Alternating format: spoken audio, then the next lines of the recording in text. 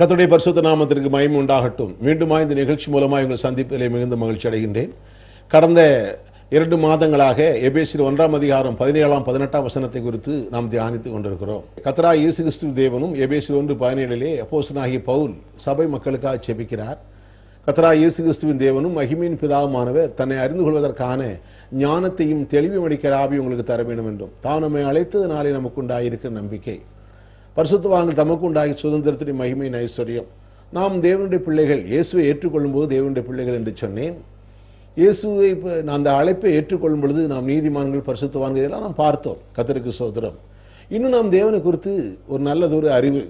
நேற்றைய தினம் நாம் பார்த்தோம், தேவன் ஏசாயா 54 கர்த்தர் எப்படி நம்முடைய வாழ்க்கையில பெருக்கத்தை கொடுக்க விரும்புகிறார். எல்லா விதத்திலும் நீங்கள் பெருக வேண்டும், ஒரு குறைவில்லாதபடி, ஒரு தாழ்ச்சி இல்லாதபடி நீங்கள் பெருக வேண்டும் என்பது கடவுளுடைய சித்தம். நாம் இந்த குறைவில் இருப்பது கடவுளுடைய சித்தம் அல்ல. அருமையானவர்களே, நீ வலதுபுறத்திலும் இடதுபுறத்திலும் இடங்கொண்டு பெருகுவாய்.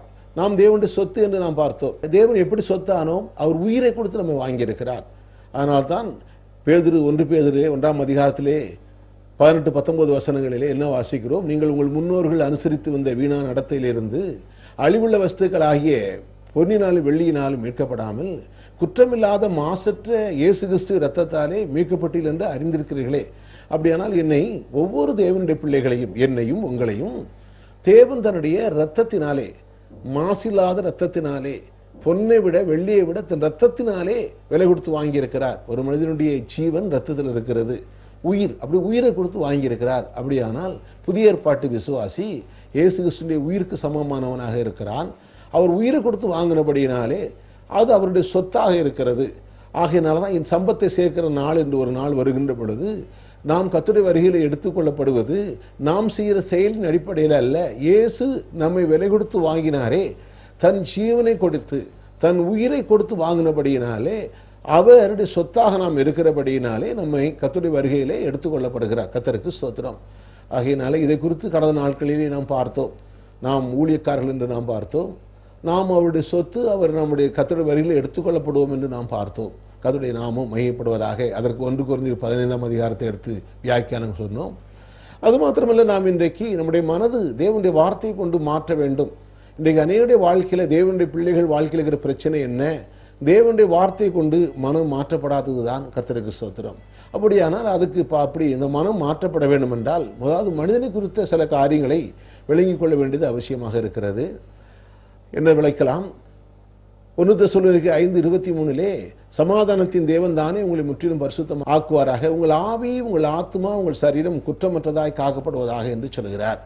அப்படியானால் ஒரு மனிதனுள்ளே 3 பகுதியை நாம் வாசிக்கிறோம். ஒன்று ஆவி என்றும், ஆத்மா என்றும், சரீரம் என்றும் பார்க்கிறோம். இன்றைக்கு தேவனுடைய பிள்ளைகள், உங்களுடைய விசுவாசத்துக்கு பிரயோஜனமாக சில காரியங்களை சொல்லுகிறேன். நீங்கள் தேவனுடைய சொத்து என்று சொல்லும்போது சில காரியத்தை விளங்கிக் கொள்ளுங்கள். ஆவி, ஆத்மா, சரீரம். மனிதன் 3 பகுதியாக இருக்கிறான். ஒன்று ஆவி, இன்னொன்று ஆத்மா, மூன்றாவது சரீரம். இப்போ நான் ஒரு ஆவியாக இருக்கிறேன், எனக்கு ஒரு ஆத்மா இருக்கிறது, சரீரம் என்ற கூட்டிலே வாழ்ந்து கொண்டிருக்கிறேன். இப்பொழுது நான் பேசிக்கொண்டிருக்கிறது என் சரீரத்தின் வழியாக உங்களோடு பேசிக்கொண்டிருக்கிறேன். இந்த சரீரம் நான் அல்ல, இந்த சரீரத்துக்குள் ஒருவர் இருக்கிறேன். இந்த சரீரம் பிரான்சிஸ் அல்ல, இந்த சரீரத்துக்குள் ஒருவர் இருக்கிறேன். கர்த்தருக்கு ஸ்தோத்திரம். ஆகையினாலே இந்த ஆவி, ஆத்ம, சரீரத்தை குறித்து இன்றைக்கு கொஞ்சம் உங்களோட முழு செய்தியும் உங்களுக்கு வேணுமென்றால் என்னோடு தொடர்பு கொள்ளுங்கள். என்னுடைய ஒலி நாடாக்களாக நான் வைத்திருக்கிறேன். 3 செய்திகள் உண்டு. விரிவான செய்திக்கு என்னோடு தொடர்பு கொள்ளுங்கள். கர்த்தர் நாமம் மகிமைப்படுவதாக. இப்பொழுது 1 பேதுரு, அதாவது 3 அதிகாரம் 4 வசனத்தில் என்ன சொல்கிறார்?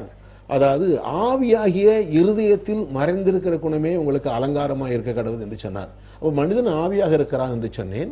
அவனுக்கு ஒரு ஆத்மா இருக்கிறது, அவன் சரீரம் என்ற குட்டிலே வாசம் பண்ணி கொண்டிருக்கிறான். அப்போ மனிதன் ஆவி, ஆத்மா, சரீரம் 3 கூறுகளை உடையவனாக இருக்கிறான். சரி, இந்த ஆவிக்கு இன்னொரு பெயர் என்ன? ஆவியாகிய இருதயம் என்று பெயர். 1 பேதுரு 3:4 வாசிக்கிறோம், ஆவியாகிய இருதயம் என்று வாசிக்கிறோம். இப்போ அது மாத்திரமல்ல, இந்த உள்ள இருக்கிற மனிதன் ஒன்று, வெளியில் இருக்கிற மனிதன். இதை வேதம் பல இடங்களிலே போதிக்கிறது. உள்ளான மனிதன், புறம்பான மனிதன். இப்பொழுது நான் சரீரத்தில் இருந்து கொண்டிருக்கிறேன். எனக்குள்ள ஒரு ஆத்மா இருக்கிறது, எனக்குள்ள ஒரு ஆவி இருக்கிறது. அதை குறித்த விளக்கத்தை நான் சுருக்கமாக உங்களோடு நான் பேச போகிறேன். கர்த்தருடைய நாமம் மகிமைப்படுவதாக. 2 பேதுரு 1ஆம் அதிகாரம் 13-14 சொல்லுகிறாரு, நம்முடைய கர்த்தராகிய இயேசு கிறிஸ்து 2 பேதுரு 1ஆம் அதிகாரம் 13ஆம் வசனம், நம்முடைய கர்த்தராகிய இயேசு கிறிஸ்து எனக்கு அறிவித்தபடி நான் என் கூடாரத்தை விட்டு போவது சீக்கிரத்து நேரிடும் என்று அறிந்து. அப்போ நான் ஒன்று சொல்லுகிறார், என் கூடாரம் என்று சொல்லுகிறார். நான்ங்கிறது யாரு? உள்ள இருக்கிற மனிதன். கூடாரம் என்பது என்ன? வெளியில் இருக்கிற மனிதன், இந்த புறம்பான மனிதன். இல்லை, உள்ள இருக்கிற மனிதன் தங்கியிருக்க கூடாரம். உள்ள இருக்கிற இந்த பிரான்சிஸ்ங்கிறதான ஒரு மனிதன் தங்கி இருக்கிற கூடாரம் தான் இந்த சரீரத்தை நீங்க பார்க்குறீங்க. இந்த சரீரத்துக்குள்ள ஒருவன் இருக்கிறான், அதான் உள்ள இருக்கிற மனிதன். அதுதான் நீங்க சொல்கிறார், நான் என் கூடாரத்தை விட்டு நீங்கி போவது நேரிடும் என்று அறிந்து இந்த கூடாரத்தில் நான் இருக்கும் அளவும், எந்த கூடாரத்தில்? இந்த சரீரம் என்ற கூடாரத்தில் இருக்கும் அளவும் உங்களை நினைப்பூட்டி எழுப்பி விடுவது நியாயம் என்று எண்ணுகிறேன். அப்படியானால் இந்த சரீரம் என்ற கூடாரத்தில் வாசம் பண்ணி கொண்டிருக்கிறேன், இதுக்கு நான் இருக்கிறேன். கொஞ்ச நாள் கழிச்சு என்ன பண்ண போறேன்? இந்த கூடாரத்தை விட்டு நான் போக போறேன். எங்க போக போறேன்? இந்த கூடாரத்தை பூமியில போட்டுட்டு நான் ஆண்டுகிட்ட போக போறேன். அப்படியே நான்ங்கிறது உள்ள இருக்கிற மனிதன், அவன் தான் உண்மையான மனிதன், அழிவில்லாத ஒரு மனிதன். இந்த கூடாரம் என்று சொல்கிறது வெளியில் இருக்க மனிதன். இன்னைக்கு எல்லாரும் என்ன பார்க்குறாங்க? இந்த கூடாரத்தை கவனிக்கிறது தான் ரொம்ப முக்கியமாக இருக்கிறாங்க.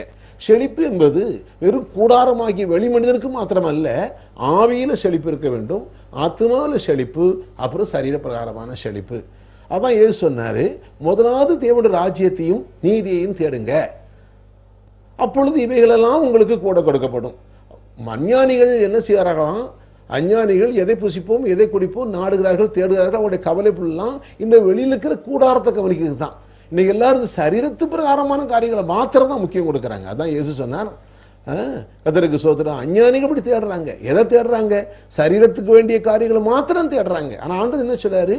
முதலாவது தேவனுடைய ராஜ்யத்தையும் இதையும் தேடுங்க, அப்பொழுது இந்த கூடாரத்துக்கு வேண்டிய, இந்த சரீரத்துக்கு வேண்டிய எல்லாம் கொடுக்கப்படும். ஏன்னா இந்த சரீரம் நல்லா இருக்கணும், இந்த சரீரம் ஆசீர்வாதமா இருக்கணும், இந்த பூமியில குறைவில்லாமல் இருக்கணும். அப்படி இருக்கிறதுனால தேவன் மகிமைப்படுகிறார். அது ரொம்ப முக்கியம். ஏன்னா தேவனுடைய பிள்ளைகள் செழிப்புல நமக்கு இருக்கிற அக்கறை விட நம்முடைய தேவனுக்கு கோடி மடங்கு அக்கறை உண்டு. நாம் எல்லா விதத்திலும் செழிப்பாக இருக்க வேண்டும். கர்த்தருக்கு ஸ்தோத்திரம். திருப்பி சொல்றேன், ஆவியில செழிப்பா இருக்க வேண்டும், ஆத்மால செழிப்பா இருக்க வேண்டும், சரீரத்தில் செழிப்பா இருக்க வேண்டும். கர்த்தருக்கு ஸ்தோத்திரம். ஒரு பகுதியை மாத்திரம் எடுத்துட்டு மற்ற பகுதியை விட்டுடக்கூடாது. சரி, 2 பேதுரு 1ஆம் அதிகாரம் 13ஆம் வசனம் என்ன வாசிக்கிறோம்? நான் என் கூடாரத்தை விட்டு நீங்கி போவது என்று சொல்லுகிறார். அதே மாதிரிதான் பிலிப்பியர்ல அப்போஸ்தலனாகிய பவுல் எழுதும்போது கூட சொல்லுகிறார். பிலிப்பியர் 1ஆம் அதிகாரம் 23ஆம் வசனத்திலே இப்படியாக வாசிக்கிறோம். 1:23, ஏனெனில் இது இரண்டிலும் நான் நெருக்கப்படுகிறேன், தேகத்தை விட்டு பிரிந்து. பவுல் சொல்றாரு பாருங்க, தேகத்தை விட்டு பிரிந்து. பிலிப்பியர் 1:23, கிறிஸ்துடனே கூட இருக்க எனக்கு ஆசை உண்டு, அது அதிக நன்மையாயிருக்கும். அப்ப என் தேகத்தை விட்டு பிரிந்து. யாரு? உள்ள இருக்கிற ஒருவன், வெளியில் இருக்கிற தேகம். இந்த வெளியில் இருக்கிறதா நீங்க பார்த்துட்டு இருக்கிறீங்க. நான் இந்த தேகத்தை விட்டு பிரிந்து கிறிஸ்துவோடு கூட இருக்கு. அப்போ கிறிஸ்துவோடு போய் எது இருக்க முடியும்? இந்த தேகம் இல்லை. இந்த தேகம் இந்த பூமியில அடக்கம் பண்ணப்படும். தேகம்னா சரீரம். சரீரம் போகிறது இல்லை, இந்த சரீரத்துக்குள்ள ஒரு இருக்கிறான். அந்த மனிதனுக்கு பேர் தான் உள்ளான மனிதன் என்று பெயர். கர்த்தருக்கு ஸ்தோத்திரம். ஆகையினாலே இந்த ஆவி ஆத்மா சரீரத்தை எப்படி விளங்குகிறது என்றா வேத வசனத்தை கொண்டுதான் விளங்க முடியும் என்று எபிரேயர் புத்தகம் 4ஆம் அதிகாரம் 12ஆம் வசனத்திலே அப்படி வாசிக்கிறோம். எபிரேயர் புத்தகம் 4:12 நான் வாசிக்கட்டும். இந்த அருமையான தேவனுடைய ஜனமே, இந்த அடிப்படை சத்தியங்களை கொஞ்சம் தெரிஞ்சு கொள்ளணும்.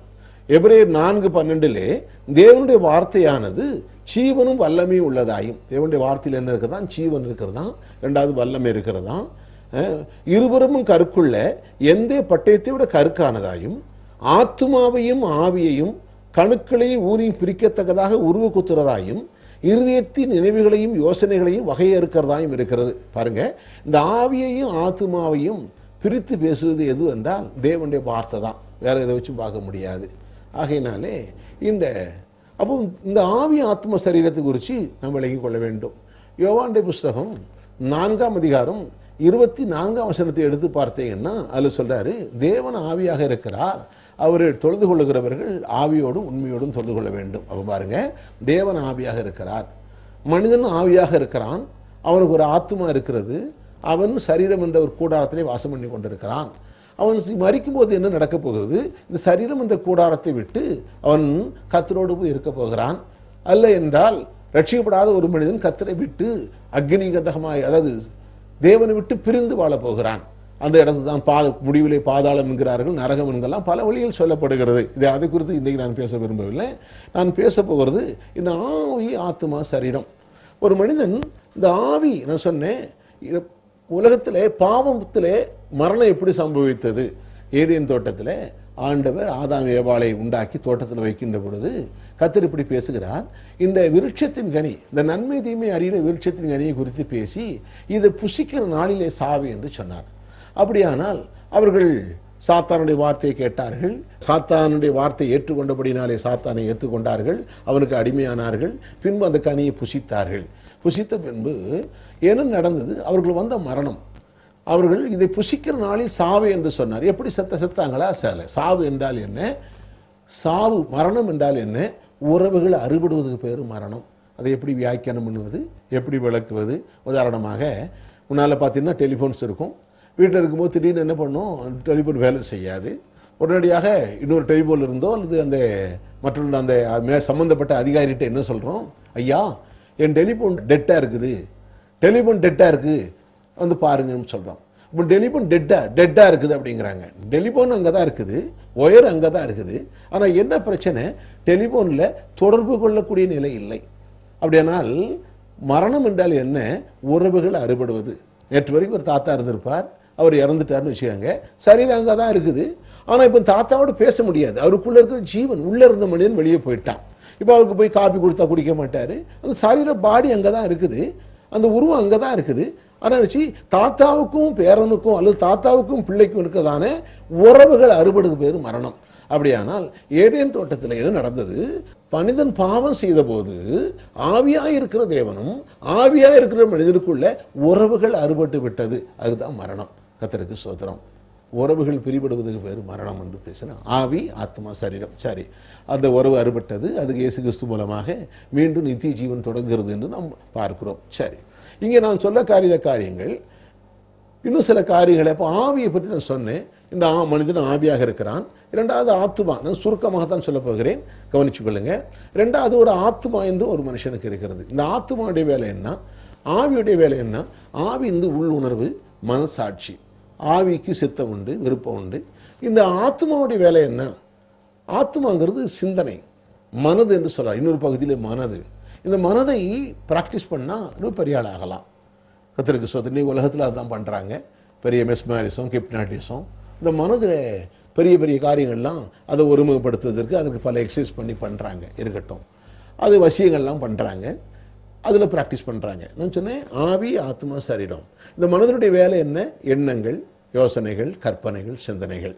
சரி, இது சுருக்கமாக சொல்கிறேன், கவனிங்க. அப்புறம் சரீரம் பேசலாம். சரீரத்துலேருந்து வந்தோம் அப்படின்னா, சரீரம் எடுத்துக்கிட்டோன்னா மனிதன் ஆவி, ஆத்மா, சரீரம். இப்போ என்ன பார்க்குறீங்க? சரீரத்தை பார்க்குறீங்க. என் சரீரத்தில் 5 புலன் இருக்குது. இந்த சரீரத்தை கண்ணை கொண்டு நான் பார்க்குறேன், காதை கொண்டு கேட்குறேன், வாயை கொண்டு பேசுகிறேன், என் கையை கொண்டு தொடறேன். அப்போ 5 புலன்கள் எனக்குள்ள வேலை செய்யுது. காண்கிறது, கேட்கறது, ருசிக்கிறது, இல்லையா? இப்படிப்பட்ட புலன்கள் வேலை செய்யுது. இந்த சரீரத்தை நல்லபடியாக வச்சுக்கிறதுக்கு என்ன பண்ணணும்? நல்லா சாப்பிடணும். ஆனால் தான் சொல்கிறேன், ஒழுங்காக சாப்பிடணும்னு சொன்னேன். கடந்த நாட்களில் சொன்னேன், உபாசம் போட்டு பட்டினி போட்டு உடத்து கெடுத்துடக்கூடாது. உபாசம் போட்டு தேவனை மாற்ற முடியாதுன்னு சொன்னேன். சில சந்தேகம்லாம் வந்துருச்சு. ஒரு சிலர் கேட்டாங்க, அப்படி விளக்குனேன்.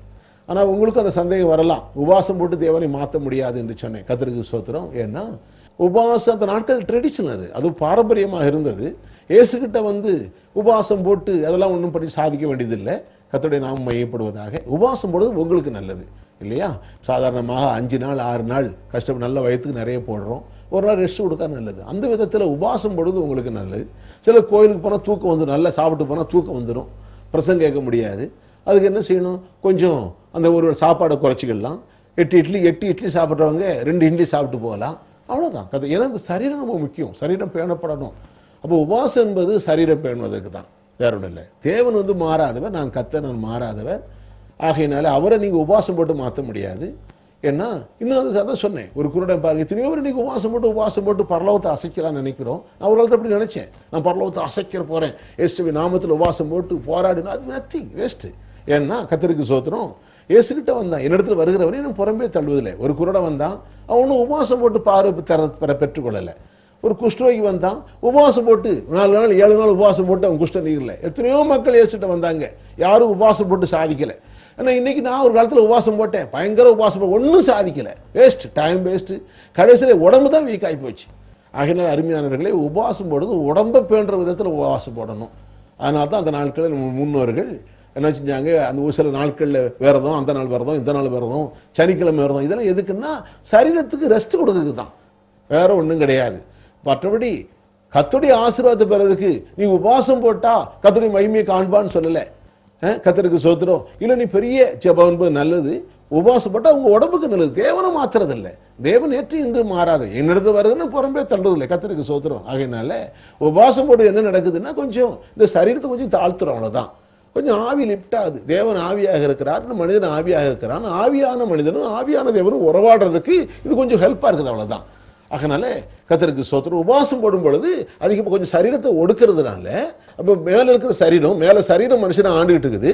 இப்போ இந்த சரீரத்தை சரியாக தீனி போடாமல் ஒடுக்கும் பொழுது என்ன, இது இந்த கீழே வந்துடுது, ஜெபம் பண்ண இந்த ஆவி மேலே போயிடுது. இப்போ ஆவியான தேவனும் ஆவியான மனிதனும் உறவாடுறாங்க, அவ்வளோதான். அந்த விதத்தில் உங்களுக்கு கொஞ்ச நேரம் வாசம் போடுறதுனால பிரயோஜனப்படும். கர்த்தருக்கு ஸ்தோத்திரம். ஆகையினால அருமையானவர்களே, மனிதன் ஆவியாக இருக்கிறான், அவனுக்கு ஒரு ஆத்மா இருக்குது, சரீரத்தில் வாசம் பண்ணி கொண்டிருக்கான்னு சொன்னேன்.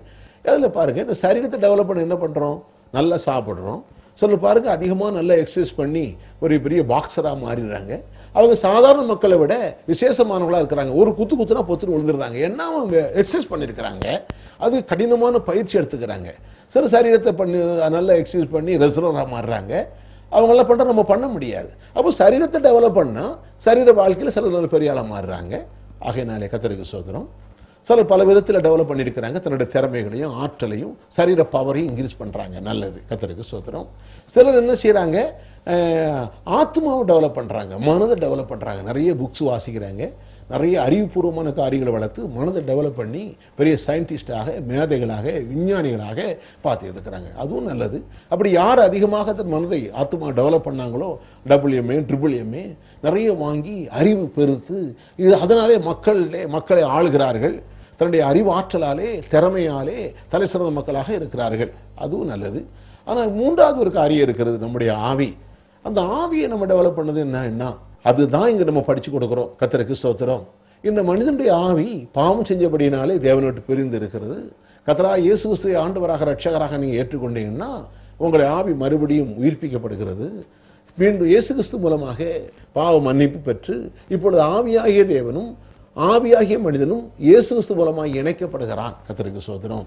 இணைக்கப்பட்ட உடனே, அதான் 2 கொரிந்தியர் 5:17 வாசிக்கிறோம், ஒருவர் இயேசுகிட்ட வருகின்ற பொழுது அவன் புது சிருஷ்டியாக மாறுகிறான். எது புது சிருஷ்டியாக மாறிடுச்சு?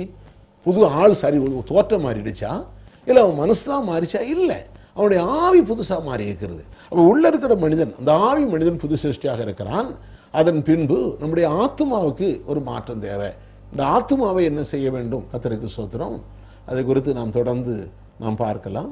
ஆகையினால அருமையான தேவனுடைய ஜனமே, இந்த ஆத்மாவை தேவனுடைய வார்த்தையை கொண்டு நாம் மாற்ற வேண்டும். இந்த ஆத்மானா மனது, சிந்தனை. அதனால தான் யோவான் சொல்லுகிறார், பிரியமானவனே, உன் ஆத்மா வாழுகிறது போல, 2 யோவான் 2 என்ன வாசிக்கிறோம், உன் ஆத்மா வாழுகிறது போல எல்லாவற்றிலும் வாழ்ந்து சுகமாக இருக்கணும். அந்த மனம் வாழாவிட்டால், மனம் தேவனுடைய வார்த்தையை கொண்டு மாற்றப்பட்டு அது வாழுகின்ற பொழுது எல்லாவற்றிலும் வாழ்ந்து சுகமாக இருக்கலாம். எல்லா நிலையிலும் பொருளாதாரத்தில் சுகமாக இருக்கலாம், குடும்ப வாழ்க்கையில் சுகமாக இருக்கலாம், ஆசீர்வாதமாக இருக்கலாம், தொழிலில் ஆசீர்வாதமாக இருக்கலாம், ஒரு குறைவில்லாதபடி இருக்கலாம். கர்த்தருக்கு ஸ்தோத்திரம். நாம்னா நெருக்கத்திலேயோ கஷ்டத்திலேயோ இருக்க தேவ சித்தம் இல்லை. அருமையான தேவனுடைய ஜனமே, அதுக்கு தான் கர்த்தருக்கு ஸ்தோத்திரம். அதைத்தான் கொஞ்சம் நாளில், ஏன்னா நீங்கள் தேவனுடைய சொத்து, நீங்கள் தேவனுடைய பிள்ளைகள், தேவனால் அழைக்கப்பட்டவர்கள், நீங்கள் நீதிமான்கள், ஊழியக்காரர்கள். இப்பொழுது இனிமேல் நீ கொஞ்சம் நாளில் நம்ம டெவலப் பண்ண வேண்டியது என்ன அப்படின்னா, வேத வசனத்தை கொண்டு நம்முடைய ஆத்மாவை, நம்முடைய மனதை மாற்றுவது எப்படி, இந்த வேத வசனத்தை கொண்டு எப்படி நம்முடைய மனதை மறுவமாக்குவது என்றதான காரியத்தை நான் உங்களுக்கு சொல்ல போகிறேன். கர்த்தருக்கு ஸ்தோத்திரம். இது பாருங்க, இந்த உள்ளான மனுஷன் சம்பவிக்குது என்ன அப்படிங்கிறத சுருக்கமாக ஒரு சம்பவத்திலிருந்து நான் உங்களோட பேச போறேன். என்ன பேச போறேன்னா, லூக்காவுடைய புஸ்தகம் 16ஆம் அதிகாரத்திலே நாம் பார்க்க போகிறோம். ஒரு காரியத்தை இப்பொழுது நான் ஆரம்பிக்கிறேன், கவனியுங்கள். இந்த உள்ளான மனிதனும் புறம்பான மனிதனுக்கு இருக்கிற காரியம் வாசிக்கிறேன். லூக்கா 16:19 வாசிக்கிறேன். ஐஸ்வர்யமுள்ள ஒரு மனிதன் இருந்தான். அவன் இரத்தாம்பரமும் வெளியேறப்பட்ட வஸ்திரமும் தரித்து அனுதினமும் சம்பிரதமாய் வாழ்ந்து கொண்டிருந்தான். லூக்கா 16:19 லாசர் என்னும் பேரு கொண்ட ஒரு தரித்திரன் இருந்தான். அவன் பருக்கள் நிறைந்தவனாய் அந்த ஐஸ்வர்யவனுடைய வாசல் அருகே கிடந்து அவனுடைய மேஜிலிருந்து விழும் துணிக்கைகளாலே தன் பசியை ஆற்ற ஆசையாயிருந்தான். நாய்கள் வந்து அவன் பருக்களை நக்கிற்று. பின்பு அந்த தரித்திரன் மரித்து தேவதூதரால் ஆபிரகாமுடைய மடியிலே கொண்டு போய் விடப்பட்டான். ஐஸ்வர்யவானும் மரித்து அடக்கம் பண்ணப்பட்டான். பாருங்க, 2 பேர், ஒருத்தன் பணக்காரன், ஒருத்தன் ஏழை. கர்த்தருக்கு ஸ்தோத்திரம். 2 பேரும் இந்த பூமியில் வாழ்ந்தாங்க. 2 பேரும் செத்துட்டாங்க. இப்போ என்ன நடக்குது பாருங்க, இறந்த பிறகு நடக்கிற சம்பவம். சிலர் இந்த மரிச்ச பின்பு என்ன சம்பவிக்கிறது, இந்த ஆவி ஆத்மா சரீரம் என்று சொல்றமே, இறந்த பிறகு என்ன சம்பவிக்கும் அதை பார்க்கிறோம். அவன் இப்போ 2 பேரும் செத்துட்டாங்க. ஐஸ்வர்யானும் மரித்து அடக்கம் பண்ணப்பட்டான். பாதாளத்தில் அவன், அதான் ஐஸ்வர்யவான் வேதனைப்படுகிற பொழுது தன் கண்களை ஏறெடுத்து, இது என்ன இது, 2 பேரும் பூமியில் வாழ்ந்தாங்க. இந்த புறமான மனிதர்கள் சரீரத்தில் வாழ்ந்து கொண்டிருந்தாங்க. 2 பேரும் செத்துட்டாங்க. செத்த பிறகு என்ன நடக்குது பாருங்க, பாதாளத்தில் ஐஸ்வர்யவான் வேதனைப்படுகின்ற பொழுது தன் கண்களை ஏறெடுத்து தூரத்திலே ஆபிரகாமையும் அவன் மடியிலே லாசருவையும் கண்டான். இதான் பாருங்க ஆவி ஆத்து உள்ளான மனிதன் நடக்கக்கூடிய காரியம். இந்த புறமான மனுஷன் இந்த பூமியில போயிடும், அதை அடக்கம் பண்ணிடுவாங்க. இன்னைக்கு இந்த புறமான மனுஷனுக்கு குறித்து தான் எல்லாம் கவலைப்பட்டு இருக்கிறாங்க. என்னுடைய பிரசங்கம் புறமான மனுஷனுக்கு மாத்திரம் அல்ல, உள்ளான மனுஷன் தான் பேசிட்டு இருக்கிறேன். புறமான மனிதனுக்கு எல்லாம் உண்டுன்னு சொல்லிட்டு இருக்கிறேன். இங்க பாருங்க என்ன நடக்குது, இவன் மரித்து இவன் அடக்கம் பண்ணப்பட்டான்.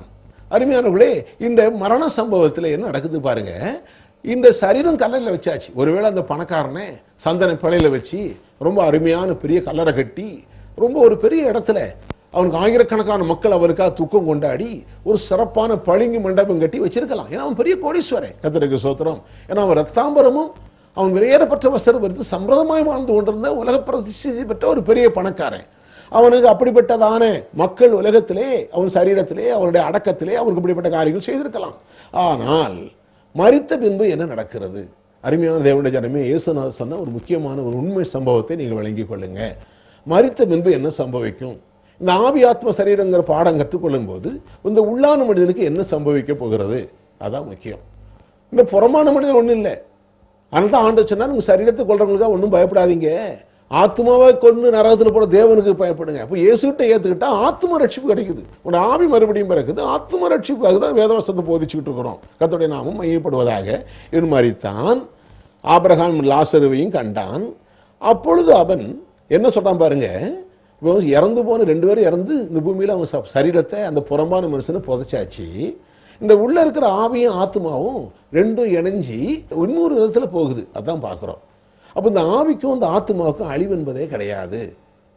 இவன் என்ன நடக்கிறான் பாருங்க, பாதாளத்தில் அவன் வேதனைப்படுகிற பொழுது, யாரு? ஐஸ்வர்யம் வேதனைப்படுகின்ற பொழுது. எப்படி வேதனை வரும்? இந்த பூமியில் சம்பிரதாயமே வாழ்ந்து கொண்டிருந்தான், செல்வ செழிப்பில் வாழ்ந்து கொண்டிருந்தான். இவன் வேதனைப்பட்டானா?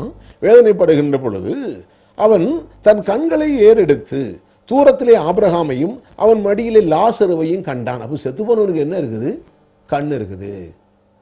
செத்த பிறகு வேதனை இருக்குது. சிலர் இருக்கிறாங்க, குடும்பத்தில் ரொம்ப கஷ்டம் வந்த உடனே இந்த பிரச்சனைகள்லாம் முடிவு கண்டியாச்சுன்னா செத்துட்டா வேதனை நீங்கிடும் அப்படி சொல்லி தற்கொலை பண்றாங்க. வஞ்சிக்கப்படுறது, பிசாசு சொல்லி பயங்கர வஞ்சகம். இறந்த பிறகுதான் வாழ்க்கையின்ற ஆரம்பமே. கர்த்தருக்கு ஸ்தோத்திரம். சில நினைக்க தற்கொலை பண்ண பிறகு கொடூரமான வேதனை சந்திக்க வேண்டியிருக்கும். அருமையான தேவனுடைய பிள்ளைகளே, அதனால சொல்ல போறேன், தொடர்ச்சியாக இந்த காரியத்தை நாளைக்கு பார்ப்போம். ஏன்னா நாம் தேவனுடைய சொத்து, நாம் தேவனுடைய சொத்தா இருக்கிற அப்படின்னு நம்மளுக்கு சில காரியங்களை விளங்க வேண்டும். நம்முடைய மனம் மாற்றப்பட வேண்டும். நம்முடைய வாழ்க்கையில் பொருளாதாரத்திலும் ஆவிக்குரிய ஜீவியத்திலும் உலக பிரகாரமாகவும் எல்லாவற்றிலும் விருத்தியாக இருக்க வேண்டும், எல்லாவற்றிலும் பெருக்க இருக்க வேண்டும், எல்லா விதத்திலும் நிறைவடைய வேண்டும். ஆகையினாலே இந்த செய்தியை நாளைக்கு நாம் பார்ப்போம். அதுக்கு ஜெபிப்போமா? அன்பான பிதாவே, இயேசுவின் நாமத்தில் நன்றியோடு துதிக்கிறோம் ஐயா. நம்முடைய பிரகாசம் மனக்கண்கள் தரும்படியா நன்றியோடு துதிக்கிறோம் ஆண்டவரே. இவள் புறமான மனிதன் தான் வாழ்க்கை என்று எண்ணாதபடி இதற்கு மேலே ஒன்று இருக்கிறது. நான் தேவனுடைய சொத்து, இயேசு என்னை விலை கொடுத்து வாங்கி இருக்கிறா, நான் நீதிமான், என் ஆவியை குறித்தும் இந்த ஆத்மாவை குறித்தும் இன்னும் விளங்கி ஆண்டவரே தகப்பனே, நீர் இந்த ஆவிக்கும் ஆத்மாவுக்கு வேண்டியதான காரியங்களை புரிந்து இந்த உலகத்திலே தலை சிறந்த வாழ்க்கை வாழ நீ அனுக்கிரகம் பண்ணும்படியா நன்றியோடு நாங்கள் ஸ்தோத்திரிக்கிறோம். பிதாவாகி தேவனே, உடைய வேத வசனங்களை கற்று விளங்கி ஆண்டவர் இன்னும் மரித்த பின்பு என்ன சம்பவிக்க போகிறது, மரித்த பின்பு என் ஆவி ஆத்மாவுக்கு என்ன சம்பவிக்கிறதான காரியங்களை விளங்கி ஆகையினாலே இந்த ரட்சிக்கப்படாத மக்களை ரட்சிப்பு நடத்த உடைய பிள்ளைகளை வல்லமையாக ஊழியம் பண்ண ஊழியக்காரர் எடுத்து பயன்படுத்த முடியாது நன்றியோடு துதிக்கிறோம் ஐயா. இந்த வசனத்தை கேட்கிற மக்கள் அப்படி கேட்பதோடு நின்று விடாதபடி இந்த வார்த்தைகள் எடுத்து மற்றவர்களுக்கு போதிக்கத்தக்கதாக, இருளுக்கிற மக்களை வெளிச்சத்துக்கு கொண்டு வரத்தக்கதாக, கட்டப்பட்ட மக்களை வெளிச்சத்துக்கு கொண்டு வரத்தக்கதாக தகப்பனே தன்னுடைய பிரயாசத்தினாலும் தன்னுடைய பண பணத்தினாலும் ஆண்டவரை மற்ற எல்லா விதத்திலையும் ஆத்மாவை ஆதாயப்படுத்த ஒவ்வொருவரையும் வல்லமையாக எடுத்து பயன்படுத்தும்படியாக நாங்கள் செபிக்கிறோம். இப்பொழுது வியாதியாக இருந்தால் இயேசு கிறிஸ்து நாமத்தில் சுகம் உண்டாகட்டும். எல்லா விதமான கட்டுகளும் எல்லா விதமான தொந்தரவுகளும் நசரேயனாகிய இயேசு கிறிஸ்துவின் நாமத்தில் நீங்கட்டும். இயேசுவின் நாமத்தில் சுகம் உண்டாகட்டும். இயேசுவின் நாமத்திலே விடுதலை உண்டாகட்டும். பிதாவே, நன்றியோடு நாங்கள் உம்மை ஸ்தோத்திரிக்கிறோம். இயேசுவின் நாமத்தில் ஆசீர்வதிக்கிறோம். எல்லா விதத்திலும் மக்கள் விருத்தி அடைவார்களாக. எல்லா விதத்திலும் ஆண்டவரே சரீரத்தில் பரிபூர்ண சுகத்தை அடைவார்களாக, நன்மை அடைவார்களாக, வெறும் எல்லா நன்மைகளையும் பெற்று எல்லா விதத்திலும் முன்னேறுவார்களாக ஆசீர்வதிக்கிறோம். இயேசு கிறிஸ்து நாமத்தில் பிதாவே, ஆமென். நாளை சந்திப்போம். கர்த்தர் உதவி செய்வாராக.